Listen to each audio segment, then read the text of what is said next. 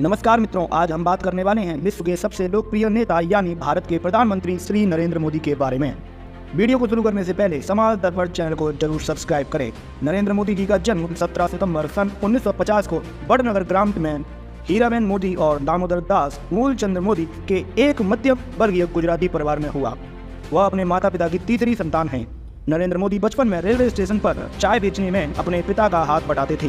मोदी जी ने अपनी स्कूली शिक्षा बड़नगर में ही पूरी की।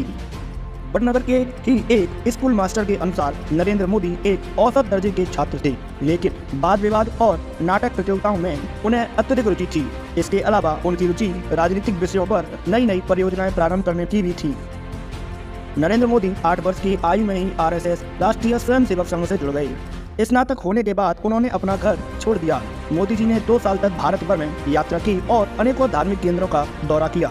सन 1969 में वे गुजरात लौटे और उसके बाद अहमदाबाद चले गए।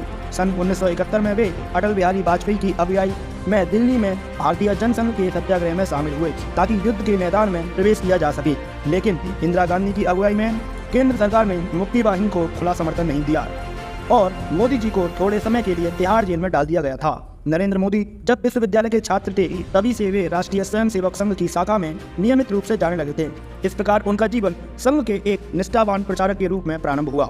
उन्होंने RSS के प्रचारक रहते हुए सन 1980 में गुजरात विश्वविद्यालय से राजनीतिक विज्ञान में स्नातक परीक्षा दी और विज्ञान में स्नातक की डिग्री प्राप्त की। आपको बता दें कि भारत पाकिस्तान के बीच द्वितीय विश्व युद्ध के दौरान अपने तरुणकाल में उन्होंने स्वेच्छा से रेलवे स्टेशनों पर यात्रा कर रहे सैनिकों की सेवा की। उन्होंने शुरुआती जीवन से ही राजनीति में सक्रियता दिखलाई। इसी कारण उन्हें सन 1985 में संघ प्रचारक के दायित्व से मुक्त कर बीजेपी में भेज दिया गया और वे सन 1985 में बीजेपी के कार्यकर्ता बन गए। उन्होंने भारतीय जनता पार्टी का जनाधार मजबूत करने में प्रमुख भूमिका निभाई। गुजरात में शंकर सिंह वाघेला के जनाधार को मजबूत बनाने में नरेंद्र मोदी की ही रणनीति थी। अप्रैल 1990 में जब केंद्र में मिलीजुली सरकारों का दौर शुरू हुआ तब मोदी की मेहनत रंग लाई। जब गुजरात में सन 1995 के विधानसभा चुनावों में भारतीय जनता पार्टी ने अपने बलबूते से 2/3 बहुमत प्राप्त कर सरकार बना ली। इसी दौरान 2 राष्ट्रीय घटनाएं देश में घटी। पहली घटना थी सोमनाथ से लेकर अयोध्या तक की रथ यात्रा, जिसमें आडवाणी के प्रमुख सारथी के रूप में नरेंद्र मोदी का मुख्य सहयोग रहा। इसी प्रकार कन्याकुमारी से लेकर सुदूर उत्तर में स्थित कश्मीर तक की मुरली मनोहर जोशी की एकता यात्रा भी नरेंद्र मोदी की ही देखरेख में आयोजित हुई।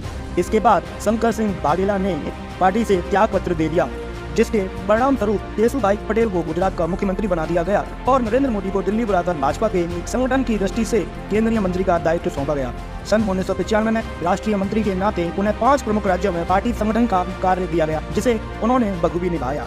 सन 1998 में उन्हें पदोन्नत करके राष्ट्रीय महामंत्री का दायित्व दिया गया। इस पद पर वह अक्टूबर 2001 तक काम करते रहे। भारतीय जनता पार्टी ने अक्टूबर 2001 में केशुभाई पटेल को हटाकर गुजरात के मुख्यमंत्री पद की कमान श्री नरेंद्र मोदी को सौंप दी। श्री नरेंद्र मोदी शीघ्र ही विधायी विधानसभा के लिए चुने गए थे। 2002 के गुजरात दंगों में उनके प्रशासन को कठोर माना गया था। इस समय उनके संचालन की आलोचना भी हुई। हालांकि सर्वोच्च न्यायालय द्वारा नियुक्त विशेष जांच दल SIT को अभियोजना पक्ष की कार्रवाई आरंभ करने के लिए कोई प्रमाण नहीं मिला। गुजरात के मुख्यमंत्री के रूप में उनकी नीतियों को आर्थिक विकास को प्रोत्साहित करने का श्रेय दिया गया। वे गुजरात राज्य के 14वें मुख्यमंत्री रहे। उन्हें उनके अच्छे कार्यों के कारण गुजरात की जनता ने लगातार 4 बार सन 2001 से 2014 तक गुजरात का मुख्यमंत्री चुना। उन्होंने गुजरात में अनेकों विकास कार्य कराए, जिसमें सन 2006 में सरदार सरोवर बांध बनवाया गया। उपरोक्त विकास योजनाओं के अतिरिक्त मोदी ने आदिवासी व वनवासी क्षेत्रों में विकास हेतु अनेकों योजनाएं बनाई। अटल बिहारी वाजपेयी की तरह नरेंद्र मोदी एक राजनेता और कवि हैं। वे गुजराती भाषा के अलावा हिंदी में भी देश प्रेम से ओतप्रोत कविताएं लिखते रहते हैं। उनके नेतृत्व में भारत की प्रमुख पार्टी भारतीय जनता पार्टी ने सन 2014 का लोकसभा चुनाव लड़ा और 282 सीटें जीतकर अभूतपूर्व सफलता प्राप्त की और श्री नरेंद्र मोदी को भारत देश के नए प्रधानमंत्री के रूप में चुना गया। एक सांसद के रूप में उन्होंने उत्तर प्रदेश की सांस्कृतिक नगरी वाराणसी एवं अपने गृह राज्य गुजरात के बड़ोदरा संसदीय क्षेत्र से चुनाव लड़ा और दोनों जगह से जीत दर्ज कराई। उनके राज में भारत का प्रत्यक्ष विदेशी निवेश एवं बुनियादी सुविधाओं पर खर्च तेजी से बढ़ा और भारत तेजी से विकास की राह पर चल दिया। उन्होंने अफसरशाही में कई सुधार किए और योजना आयोग को हटाकर नीति आयोग का गठन किया। इसके बाद वर्ष 2019 में भारतीय जनता पार्टी ने उनके नेतृत्व में दोबारा चुनाव लड़ा और 2019 में पहले से भी ज्यादा बड़ी जीत प्राप्त की। पार्टी ने कुल 303 सीटों पर जीत दर्ज की। 30 मई सन 2019 को शपथ ग्रहण कर नरेंद्र मोदी लगातार दूसरी बार प्रधानमंत्री बने। इस प्रकार 2019 में भारत के 15वें प्रधानमंत्री के रूप में शपथ ग्रहण के बाद उन्होंने अपना कार्यकाल शुरू किया। सबका साथ सबका विकास के आदर्श वाक्य से प्रेरित होकर श्री नरेंद्र मोदी ने शासन व्यवस्था में एक बदलाव की शुरुआत की और समावेशी और भ्रष्टाचार मुक्त शासन का नेतृत्व किया। विभिन्न अंतर्राष्ट्रीय एजेंसियों ने इस बात को माना कि प्रधानमंत्री श्री नरेंद्र मोदी जी के नेतृत्व में भारत रिकॉर्ड गति से गरीबी की रेखा को खत्म कर रहा है। आज भारत दुनिया के सबसे बड़े स्वास्थ्य सेवा कार्यक्रम आयुष्मान भारत का नेतृत्व भी कर रहा है।